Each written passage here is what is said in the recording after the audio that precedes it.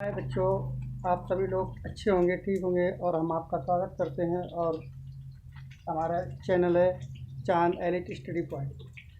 आज हम टॉपिक लेके आए हैं, क्लास 10 से रिलेटेड है। इसमें है the raise of nationalism in Europe. Rise means क्या होता है? ग्रो होना, बढ़ना, किसी चीज़ का बढ़ना। किस चीज़ का बढ़ा था? Of nationalism.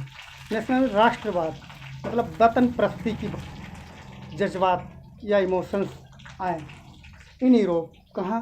यूरोप में। यूरोप के लोगों में ये राष्ट्रवाद या वतन प्रस्त के लिए मोहब्बत या अपने स्टेट के लिए लव कैसे आया, अब हम आपको बताते हैं। The French revolution and the idea of nationalism. French revolution was the first impression for nationalism.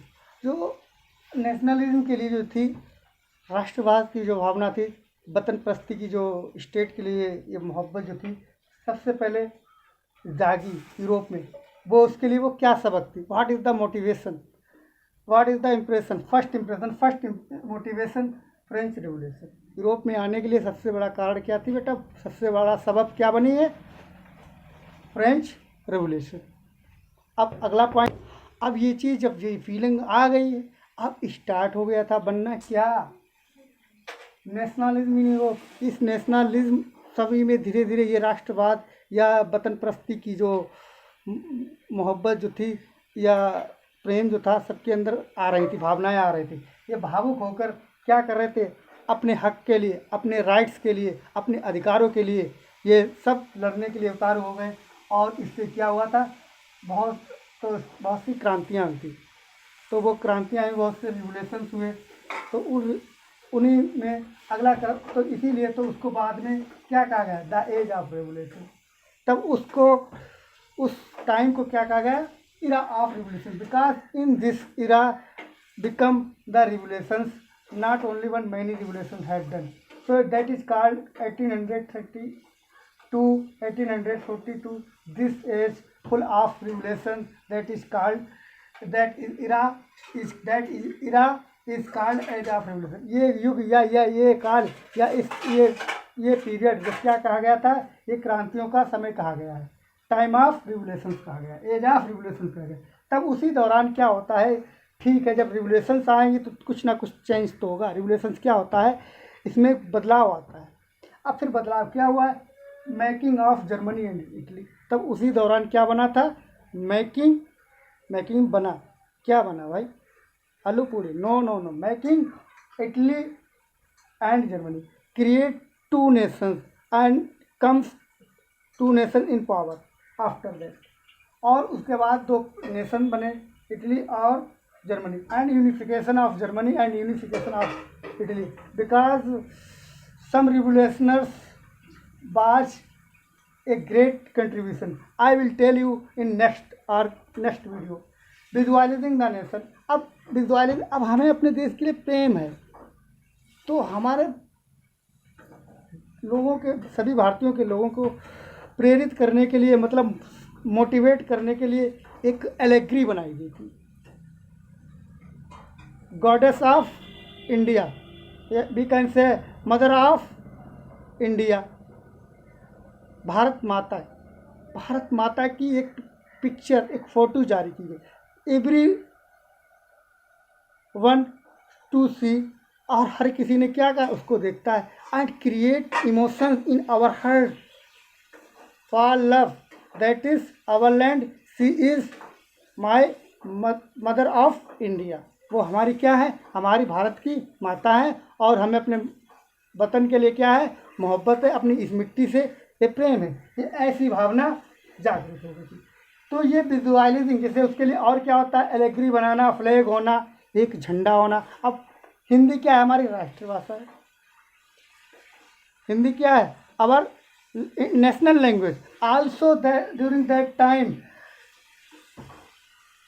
सभी के दिमाग में, यूरोपियन के दिमाग में क्या? हमारा अपना नेशन होना चाहिए। उस नेशन में क्या होना चाहिए? सेम कल्चर होना चाहिए, सेम ट्रेडिशंस होना चाहिए, सेम कस्टम्स होना चाहिए, सेम फ्लैग होना चाहिए, सेम लैंग्वेज होना चाहिए।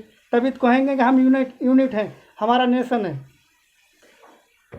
फिर उसके बाद ये नेशनलिज्म इतना होने के बाद में, जब पावर्स में जब कई सारे स्टेट्स आ गए थे, तब उनके अंदर इतनी प्रबल, इतनी स्ट्रांग नेशनलिज्म आ गया था। They want to capture other lands, they want to capture other land, also get all the money and all snatch the lands.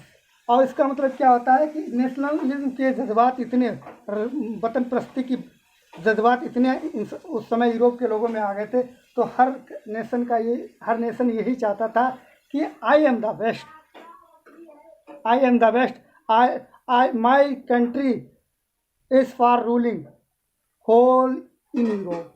हमारा देश क्या है, पूरे यूरोप में हुकूमत करने के लिए बना है। सभी के अंदर ये चीज़ आ गई थी। तो इससे क्या होता है, यही इम्पेरियलिज्म की होने के बाद, अब इम्पेरियलिज्म हमने आपको बताया था, इम्पेरियलिज्म क्या होता है कि अपने देश से दूसरे देश पर कब्जा करके उस पर हुकूमत करना, या दूसरे देश को में अपनी कॉलोनी बनाना, इस चीज़ को इम्पेरियलिज्म होता है। इसका ये रिजल्ट निकला था after some time in 1914 become a great war. That war is called a first world war. World divided into parts, allied power and axis power. और इससे क्या रिजल्ट निकला, and the whole world had to face hardships and the many kinds of difficulties during that time. तो क्या होता है, हमारा world जो था उस समय, ये सारा संसार जो था दो भागों में बट जाता है, एक एक्सिस पावर में बट जाता है, एक एलाइड पावर में बट जाता है। उससे क्या होता है, हमारे देश को ही नहीं, हमारा देश that time our country India was also slave under the Britain. हमारा देश भारत भी ब्रिटेन के अंतर्गत गुलाम था उस समय। तो पूरे दुनिया के, पूरे वर्ल्ड को, सारे लोगों को बहुत सारी परेशानियों का सामना करना पड़ा, जैसे भुखमरी, अनएम्प्लॉयमेंट, बेरोजगारी, मैन पावर का कम हो जाना, मनी पावर, इंडस्ट्रियलाइजेशन, डिस्ट्रक्शन, औद्योगिकरण का विनाश हो जाना। बिल्कुल दुनिया सारी तहस नहस हो गई थी। 1918 से लेकर और 1914 से लेकर 18 तक ये, या 19 तक ये वार चला था। कौन सा वार चला था? फर्स्ट वर्ल्ड वार। फिर उसके बाद में उसमें कुछ जो देश हार गए थे, उसमें जर्मनी हारा था बाद में। तो इसमें क्या था, जर्मनी का जो बादशाह बना था हिटलर, वो उसने भी पोर्ट अमेरिका के एक जगह पर, पर्सनल जगह पर उसने क्या किया था, अटैक कर दिया था, पोर्ट ब्लेयर पर।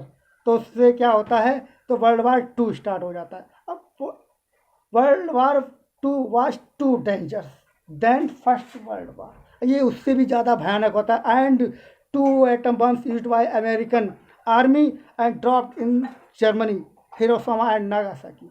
Okay, thanks. I will next teach. अब हम इसको थोड़ा विस्तार से बताते हैं। तो now I am telling about it with full explanation.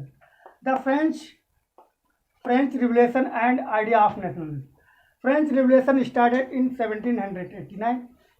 French revolution कब हुई थी? इन 1789। इसमें होता है क्या, French revolution was the first impression you know, to impress करना। तो कहते हैं हमने उसको इम्प्रेस कर दिया। और मोटिवेशन, अब मोटिवेशन क्या होती है? Motivate like as a in our nature a fuel, एक फ्यूल का काम करता है। अगर आप मोटिवेट नहीं हैं तो you will never success in future. If you are doing work because it is the result of it, you are motivated from anywhere. अगर आप कुछ कर रहे हैं, आप कहीं से ना कहीं उस काम, अच्छे या बड़े काम करने के लिए कहीं ना कहीं से आप मोटिवेटेड हैं, आप प्रेरित हैं। आप उसके लिए मतलब आपके अंदर जो जज्बा भरा हुआ है, कहीं से तो आपके अंदर ये जज्बात आए हैं, ऐसा आप क्यों कर रहे हैं। तो ऐसा ही यूरोपियन के लोगों के दिमाग में भी, ऐसे उनके हार्ट में भी, ये माइंड में ये जज्बात आ गए थे, उनके ऊपर असर पड़ा था। किसका असर पड़ा था? फ्रेंच रिवोल्यूशन का असर पड़ा था। French revolution was